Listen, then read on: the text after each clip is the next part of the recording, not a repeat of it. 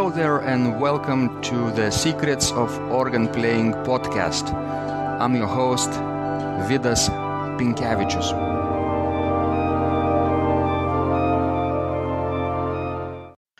Welcome to Secrets of Organ Playing podcast number 124. Today is Sunday, December the 10th, 2017, and today's guest is an American organist, Tabitha Moldenhauer, who is the program director of Chicago International Organ Academy. Having created, taught, and managed church and school music programs for all ages, she enthusiastically believes music education should be accessible to everyone. Tabitha is also music director and organist at Church of the Holy Family in Forest Park, Illinois. She also has a private studio of piano and organ students and is a sought-after workshop organizer and speaker on the topic of training part-time organists to support and encourage music performance and participation in the greater Chicago area. She serves on the board of the Chicago chapter of the American Guild of Organists and is the parent board liaison of the Suburban Youth Symphony Orchestra. In this conversation, Tabitha shares her insights about her educational outreach activities. I think you will enjoy discovering what she is doing to introduce organ to children in particular. Let's go to the show. Thank you so much, Tabitha, for joining me in this conversation tonight. I know it's morning to you in Illinois and it's evening in Vilnius, right? We are, I think, 7 hours apart or so, and thousands of miles away, but we are connecting through the technology, and I'm so delighted to be able to talk to you about the things that we both love and enjoy: pipe organ and your process of organ playing, your basically challenges that you are currently working on, and things that you are passionate on, and so forth. Thank you so much, Tabitha, and welcome to the show. Thank you for having me. Yes, it is 10 a.m. here in Chicago, so our workday just started. I assume yours is about done. Yes, my schedule is kind of flexible because I'm kind of trying to connect with guests and teach people from around the world. So I work wherever my laptop is and whenever I want, basically, too. It's not so much connected to the 8 to 5 schedule. Right, and it's the same here for all of us musicians in the States too, which I really enjoy. I like having a lot of flexibility and being able to schedule things around everything else that's going on. But I have a rehearsal tonight. We have Advent lessons and carols coming up at the church where I'm music director on Sunday. So there's really a lot going on. Okay, Tabitha, can you tell us a little bit about your church? What is this church and denomination and, of course, your position and what you're doing there? Sure. I'm the music director at Church of the Holy Family, which is an Episcopal church in Park Forest, Illinois, which is a South Chicago suburb. It's a really lovely congregation. I have a great volunteer choir. They do more than I would have thought possible for a group of volunteers. It's been really a joy to work with them. And it's just amazing how much music potential most people have to learn. And I think we sell people short a little bit if they don't catch on right away. We have to really, as music directors in churches, be educators and really break things down to its most basic level. I really think that this is for everyone. Singing, organ, piano, this really should be participation by everyone. It's for every person to enjoy and to be a part of. You're right, Tabitha. I think you will correct me if I'm wrong, but Episcopal Church in America is one of the champions of quality church music. Am I right? Yes, I would say so. Yes. Yes, I also work for some Lutheran churches who also have really a great history of congregational singing and choral work and organ playing. So it's really a joy to work with these denominations here in the States. Wonderful. So, Tabitha, let's start our conversation with going back in time. Do you remember the first time when somebody introduced you the pipe organ and the story how you first fell in love with this? Well, I'm probably somewhat unique among your guests in that I didn't want to learn to play the organ. I never Yes. wanted to learn to play the organ. Yes, fantastic. Everybody is sort of the same. Somebody introduced, and they always dreamt of becoming an organist. And now you are the only one who didn't want to become an organist, No, right? I wanted nothing to do with it. I hated it. But as part of my program in college, I had to take some organ lessons. And I didn't enjoy it. And honestly, it didn't go very well. I ended up being sort of a competent service player. And it was okay. I never liked it. I never liked listening to organ music, which is completely my fault because I never listened to much organ music. So I didn't really give it a chance. And then after I got out of college, I was certain I would never have to play organ again. As it turned out, I've played almost every single week since I graduated from college 20 years ago. And what happened was when I moved to Illinois about 11 years ago, I started working at a large Lutheran church, and there were a couple other organists. So I was playing about once a month and then filling in at other places occasionally. So it was fine. My skills, I didn't feel were that great, but it was adequate.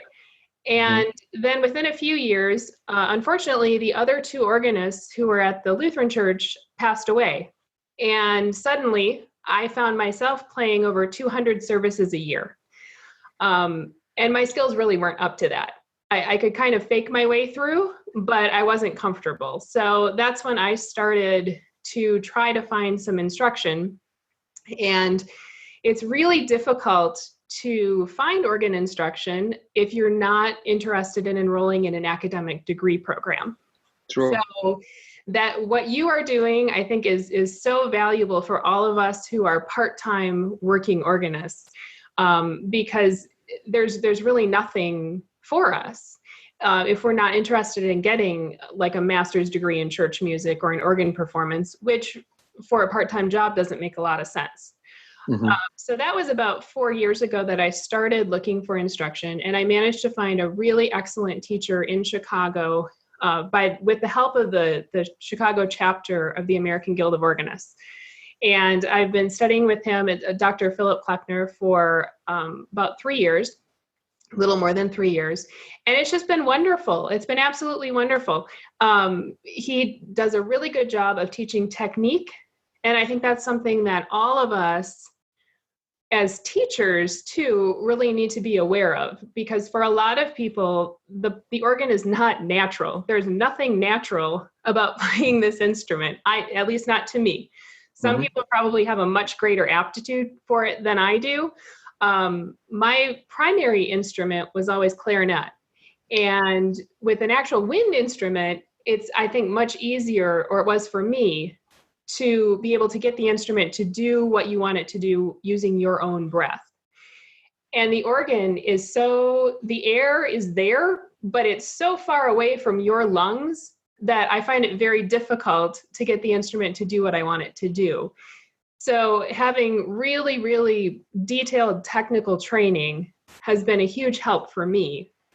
And now the things too, the organ literature that I didn't know existed is wonderful. I absolutely love it. And, this is coming from someone who had no interest in ever learning this instrument. So I think this needs to be brought to a much wider audience. I was playing a couple weeks ago just practicing at a big Methodist church in downtown Chicago. And I played through the toccata from the end of the first movement of the Mendelssohn Sixth Organ Sonata. Yes. And I got done, and there was someone who is a beginning organ student, an adult, and he came running up. He was so excited to hear that piece. And he asked, "What was that? That was so great." That's, I think, the reaction that we need to be looking for. And every service we play, every recital or concert that we play, because people will, if they hear this music, really love it. I think. And he said that was an inspiration to him to keep going with his pedal exercises, keep going with his manual exercises. Because the message, in addition to this is great music, is you can play this music too. Mm-hmm. Whoever you are, you can learn to do this too. And I think that's what we as organists, we need to find non-organists and introduce them to the music, and always with the encouragement that this is something that's not unique to me. It's not unique to just elite people. This is something that they can do too with training. You're right, Tabitha. I think organists should share their art, right? Not only recordings of their recitals, which is of course natural and understanding, but maybe even the process of how they practice, so that maybe less advanced organists could get a glimpse into their routine, right? And their, so to say, backstage, right? What they're doing and how they're learning and their challenges. It's okay to fail in front of a bunch of strangers, because they will forgive you, right? Because they want you to succeed too.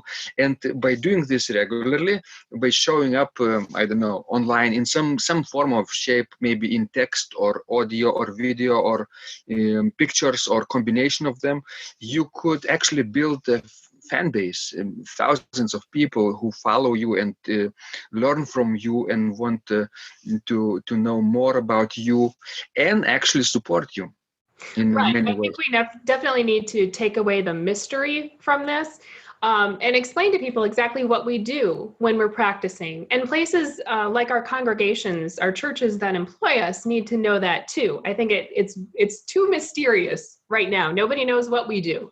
We're up there in the loft and we play some music, but nobody understands how we get to that point.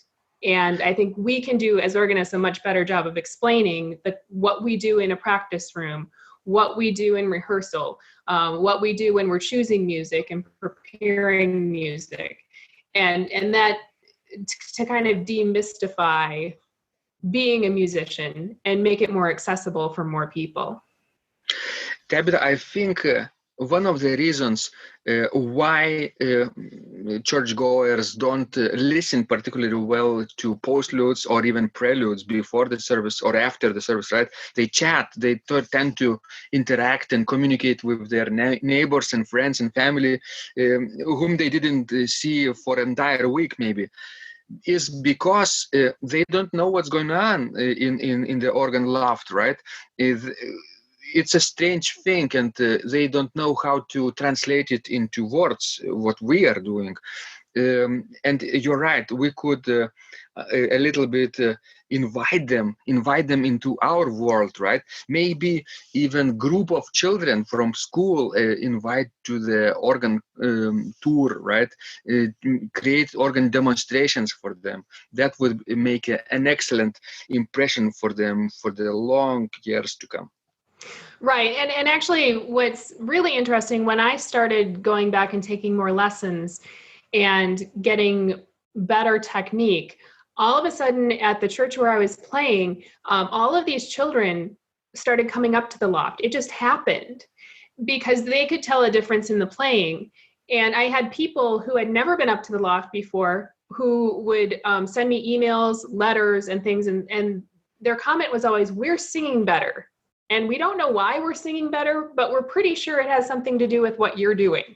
So there was kind of this, they can tell a difference in the sound, even if they don't necessarily know what's going on. And the higher quality of the music that you play, more people just naturally are interested. At least that was my experience. And all of these kids were coming up and they wanted to play. So absolutely, you can play the organ. And especially for the grade school kids who would come up, you know, some of them are taking piano lessons. We have a piano program at that church where they have a school that's associated with the church, where we bring piano teachers in during the day. I'm one of the piano teachers, and they get their lessons during the day. And it's a reward for them to, if you do well on the piano, let's take your piano books and we're going to go up to the organ and you can play your piano piece on the organ. And they think it's the greatest thing ever. And, you know, that too, to be more welcoming to these kids, to say, yes, this is for you. You're a little short. You can't reach the pedals yet, but when you can, you can start on this instrument too. It's not something that's only for, little old ladies or people who are really, really the elite concert organists. This is something that everybody should have a chance to do if they're interested in doing it. And that's been the greatest thing is these children who want to learn. So I've actually done a little work with pedagogy with my teacher, and I have some organ students who have started down in my area here south of Chicago. And I haven't looked for them. It's been totally organic. Just when they hear the organ played in a different way that's more high quality, they're interested in learning too.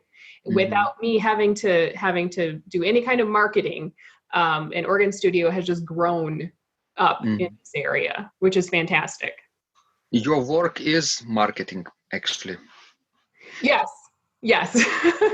It's not, you don't have to do any kind of a hard sell on learning organ though for these people. They hear it, they love it, and they want to be able to do it too. And that's how this should work. Right. I think 2 weeks ago when Ausra, my wife, and I played a recital in our church, St. John's Church at Vilnius University, we played 4 hands duet recital, and I invited one of my piano students to come to the concert to listen to us, but also to climb up the organ loft afterwards and to take pictures and even to try play.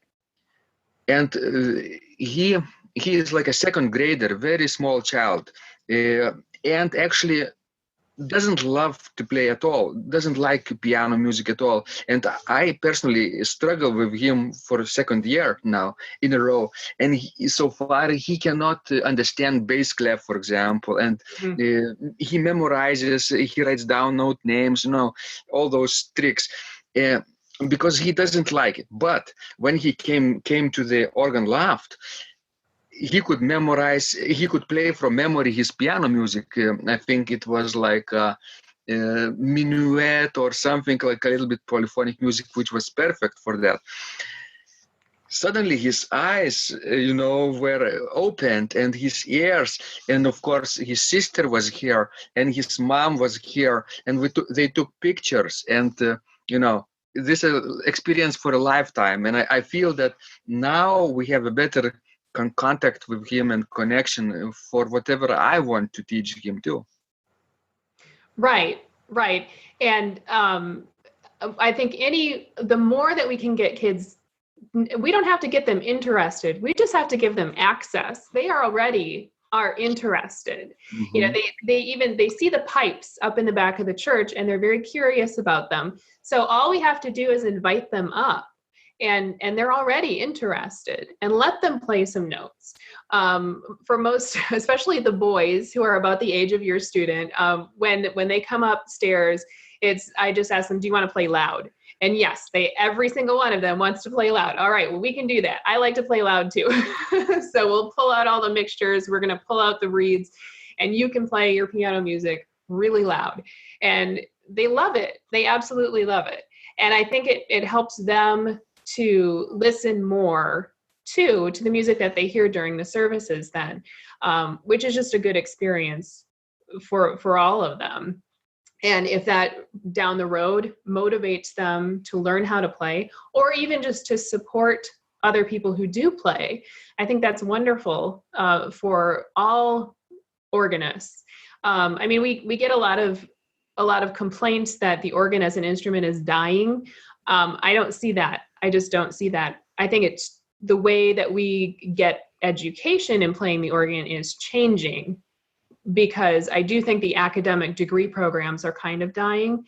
But I don't think this is a bad time for the organ as an instrument. I think it's a really, really exciting time for the organ, because you do have lots and lots of people who are interested in learning to play, who are interested in the repertoire once they're exposed to it.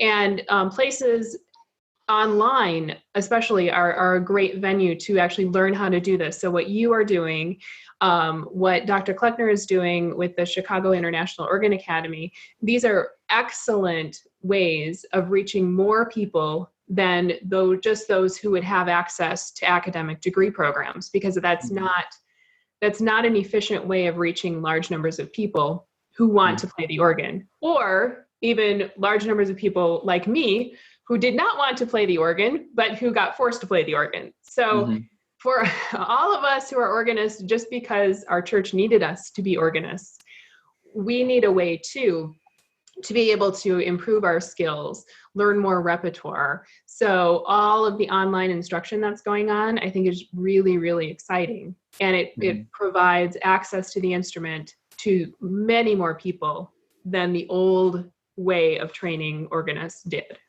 And you mentioned, of course, short-legged kids, right, who don't have long legs and cannot reach the pedals yet. But there is, this pedal stand from Wayne Leopold website. You could order a couple of basically attachable. You can attach two extensions to like C and G, like dominant and tonic pedal points with left foot and the right foot. That's all they need at this age, right? And basically first graders, second graders can literally play with their feet too. Right, that's great. I didn't know that existed. That's a wonderful product, though. Yeah, Wayne Leopold has. I think you can order more than two. I think, but it's a good idea to make an organ really accessible to small kids. And of course, you mentioned, Tabitha, that you didn't want to play the organ at first, right? You were kind of a reluctant hero, right?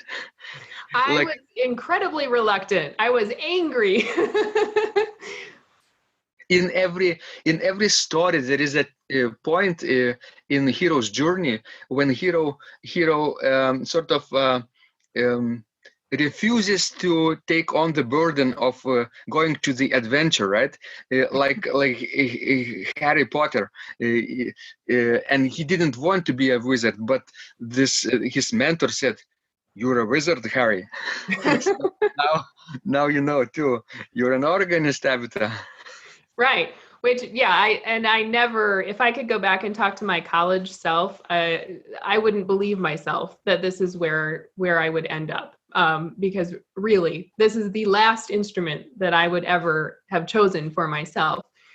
Fortunately, though, circumstances worked out with a lot of divine intervention, that this is where I am, and I absolutely love it. I was recently elected to the chapter board of the Chicago chapter of the American Guild of Organists, and I'm hoping to help them as they are trying to reach out to more people with this wonderful music on this instrument that we love. We are doing actually some youth outreach. So similar to what has happened at my church in April, we're planning an event where it's called Pedals, Pipes, and Pizza. The AGO chapters do this all over. And this is a good way to bring grade school age children to hear the instrument, have someone explain how it works to them, and then also they get to try it. And then they eat pizza and socialize. But all of these events, I think, are so important to give kids more exposure than they might get even just going to church. You don't necessarily get to play the instrument, look at the instrument, have someone explain to you, how does all this work? Why is the console over here and the pipes are on the other side of the room? How does that fit together? So all of these things, I think, is what we need to be doing as organists, instead of being really closed in and negative about, oh, no one's interested, no one wants to hear this, no one wants to do this. Well, no, that's not true. You just have to go outside and talk to all these people who have never had exposure to the instrument before. Wonderful. I'm so glad you're so passionate about this instrument, and I have no doubt your contribution to the Chicago chapter of the AGO will be immensely appreciated, Tabitha. Thank you. And now let's think about a little bit deeply into your practice procedures. Would you like to share about things that you are working on currently, things you're passionate on? What kind of repertoire do you like, and do you practice, for example? I'm pretty eclectic in my repertoire taste, and I always have been in other instruments too. Honestly, right now, my computer is sitting on a stack of Advent music that I have to learn. It's for church. So, this is a difficult season of the year right now. I think, I don't know, 20 some services between now and Epiphany. But in addition to that, repertoire right now, a lot of it is just working things back up, like the BWV 547, the prelude, the 9/8. You're playing C major, great. Yeah. And then I'm also working on, in my own lessons, the Couperin Mass for the Convents. Okay. Which is a totally different style. I had not been exposed to any of the French classic organ music before. I love it. It's a technical challenge for me. So it's kind of a love-hate relationship at the moment, because it's a really different style. So that, and putting in the ornamentation, and nothing is written out. So you have to make it up. It's much more improvisatory than what I am used to. But it's a very good learning experience. Some days I love it. Some days it's like eating your vegetables as a kid. You just have to get through it. But what I do with my practice, because especially this time of year, there's so much music that I have to learn. It's not possible for me as a part-time organist to sit for 8 hours and practice during the day. I just can't. So I will be very strict with myself, and I use a timer all the time. Like when you have a kid and you're trying to make them practice piano or violin or something. But for me, the timer is not to make myself practice for a whole, half hour or whatever on a piece. It's to stop myself, because I'm very, very OCD and detail oriented. And I would spend hours and hours on one little section of one piece if I allowed myself to. And I can't with the amount of music that I have to learn. So I will plan out my practice for the day and then use my timer. So, let's say I'm going to spend 30 minutes on this Sunday's service. And then when the timer goes off, even if I'm not happy with how it's gone, that's it. We're done for the day. Come back to it tomorrow. And then I'll spend, 20 minutes on the C major prelude, the Bach. And then even if, wherever I am, when the timer goes off, it's time to move on. And for me, that works. I don't know if it would work for everybody. But then within I try to limit it to 3 hours a day, because I have a life outside of this. I have work to do. I have children. That generally works pretty well for me.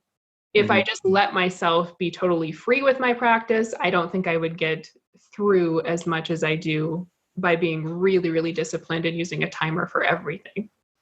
I like idea of the timer. It's sometimes they call it Pomodoro technique. Do you know about that?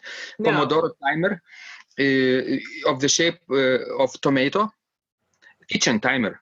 Regular kitchen timer. You can buy it in any supermarket, I think, for kitchen. Right? You can cook and time your the time, and it's in the shape of the Pomodoro of tomato. And it's called Pomodoro technique because each interval of let's say practice is 25 minutes. And then you stop, and then you take a 5-minute break, and then you start the timer again for 25 minutes. And then you have a 5-minute break again. And do this for 4 blocks of 25 minutes. And then you have to rest some more, like 15 minutes or more. And if you want, you can practice even longer with this. Then you will never be tired, and your body will be thankful to you. Right. I think that's a great idea. And I bought a practice instrument that I have in my home. a few years ago, which is a great purchase. I mean, I know they take up a lot of space, but for any organist who has the space, you can find practice instruments online, sometimes for free, for not a lot of money generally. The hardest thing is transporting them to your house. But I think that's a good way of practicing too, because like you said, then you get breaks. So you're not at church where you think, oh, I have to get through all of this before I can go home. You're in your home. So you can practice for 25 minutes and then, go do something else, go check the laundry, go, cook something, and then come back to it. So you're building in those mental breaks so that you don't get too mentally tired, that you're not making progress anymore in your practice. You're right, Tabitha.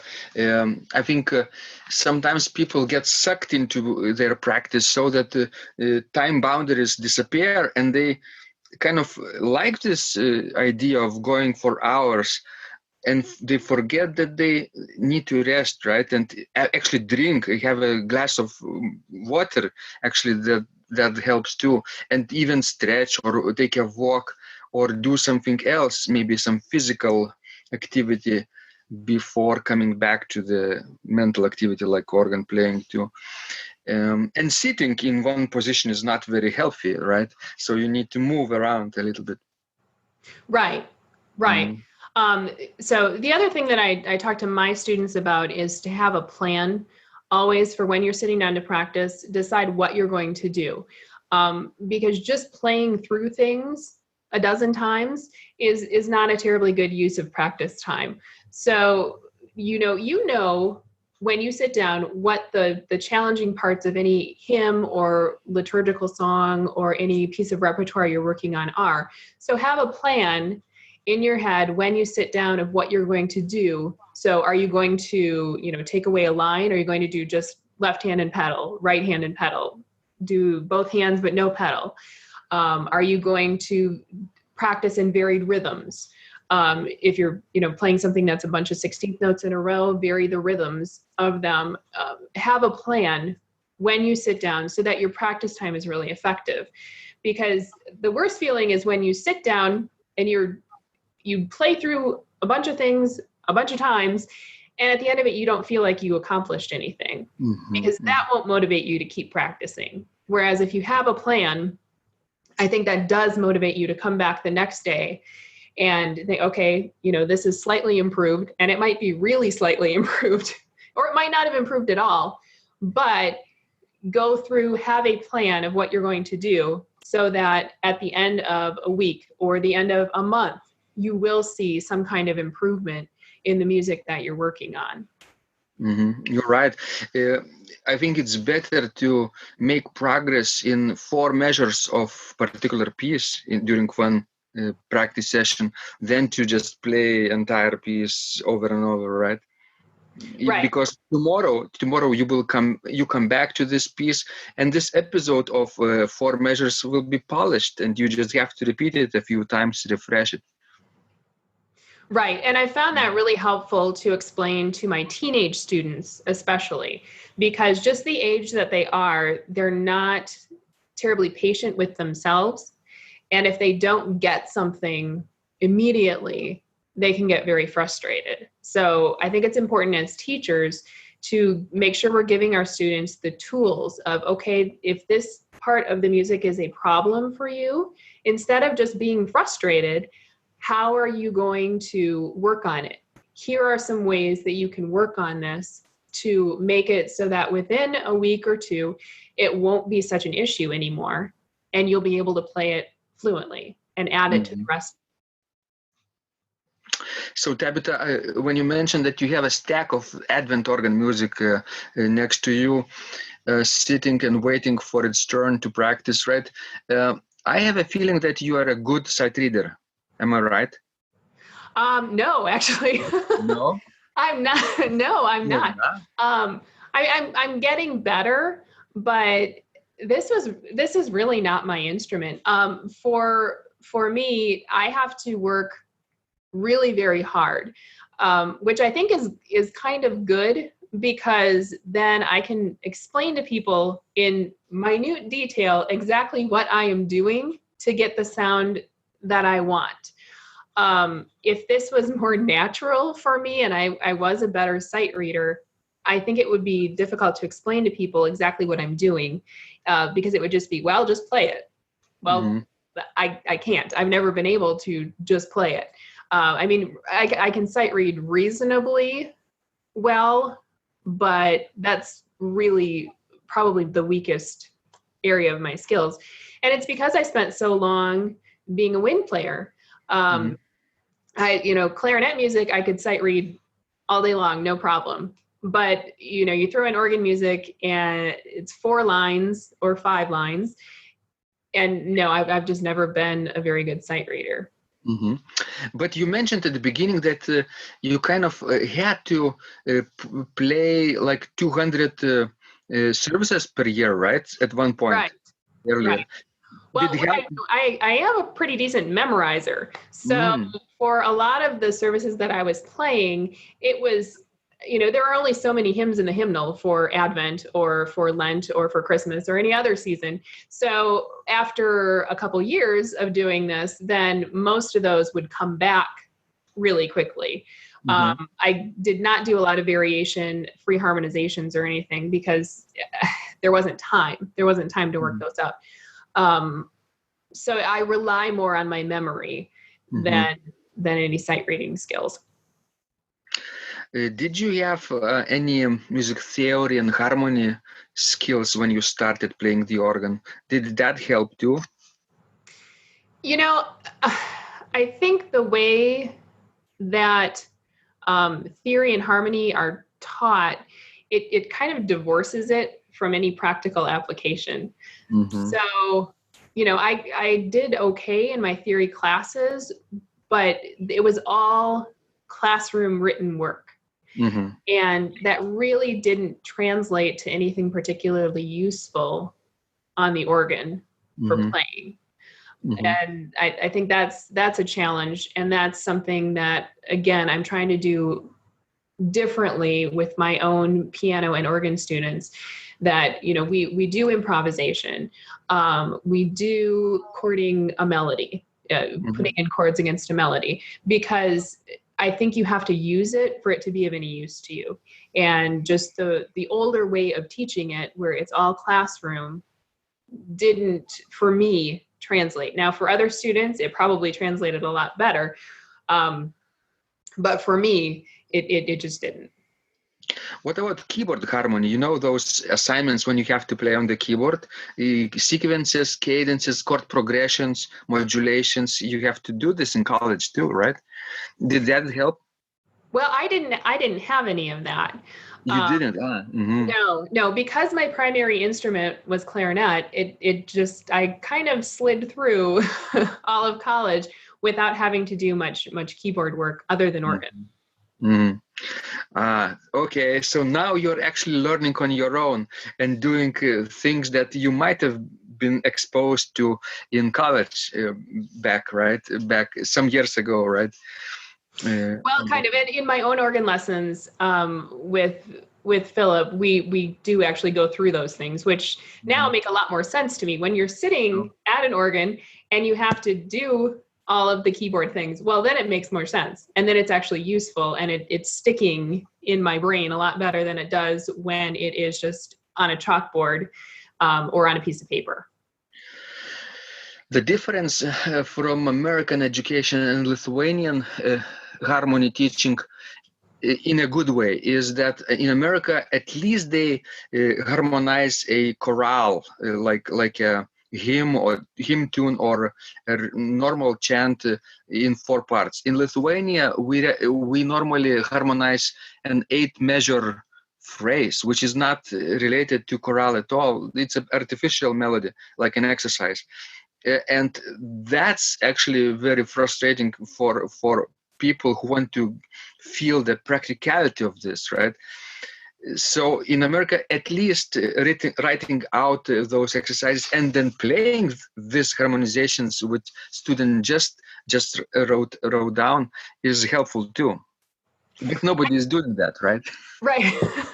Yeah, I think that especially for those of us who are church organists, relating something, especially to a hymn tune that's commonly known, is very, very helpful. And that's really useful too, because then when that hymn tune comes up, if you have to, figure out an introduction or improvise on it for a couple minutes during the service, then you have some foundation with that melody. And I think that's much more useful. And I think the students will work harder at that because they see more value in that than some melody that's not connected to anything that they're going to do in their actual practical service playing. So Tabitha, after all those years of learning clarinet and then transferring to the organ, you know so many things now, right? And teach others and try to make this art known to wider audience, right? With AGO initiatives. So what in your mind is first step in order to become better organist? I think the first step really is to find quality instruction somewhere, whether it's in person, online. I really think that everybody needs to have a mentor or a teacher or something because this instrument does not come naturally to many of us. And you might have decent manual technique if you're coming from a good piano keyboard background. Most people really struggle with the pedal technique. So I think that is absolutely the first thing that people have to learn is how do I make my feet play well? And it's a very odd, there's no other instrument like this. It's very, very strange. So I think you have to find good pedal instruction. And that's really the first thing. And once you have that, and it's something that you don't have to be consciously thinking about every time you're playing, oh, where are my feet? Then you can really go from there and you can learn all the repertoire, you can learn the hymns, you can learn the other service music or choral music that you need for church jobs. So much easier. So I think definitely pedal technique is where people need to start. Fantastic. Thank you so much, Tabitha, for your wisdom, insights, and inspiration, right? Because you will be inviting many kids to the organ loft in this year and the next year, right? With AGO initiatives. Make sure you record those things, those sessions, and put them online so that not actually tens of children could revisit those experiences, but actually globally, thousands of people could enjoy them too. We hope to. Yeah, we have something else coming up in January too that we are going to be streaming online, which I believe is a first for the Chicago chapter. So we are definitely trying to use the technology that we have available to bring this to a much wider audience. Fantastic. Thank you so much, Tabitha. And could you tell us where could our listeners connect with you online? The best place is I'm program director for the Chicago International Organ Academy. So the website for that is CIOA.global. Excellent. I will put this link into the description of this conversation so that people could click and visit you and your work online and say hello and appreciate what you do and support you too. Thank you very much. You're a wonderful, inspiring person. Thank you so much. And keep creating and keep sharing it with the world. Thank you. Thank you. If you liked this conversation, I encourage you to visit my blog, Secrets of Organ Playing, at organduo.lt, where you will find lots of insights, practical advice, and training for every area of organ playing. You can subscribe to this blog for free to get your daily dose of inspiration and to be the first to know when any of my future podcasts roll out. I hope to help you reach your dreams in organ playing. I'm Vidas Pinkevičius. Thanks for listening, and I'll catch you online really soon.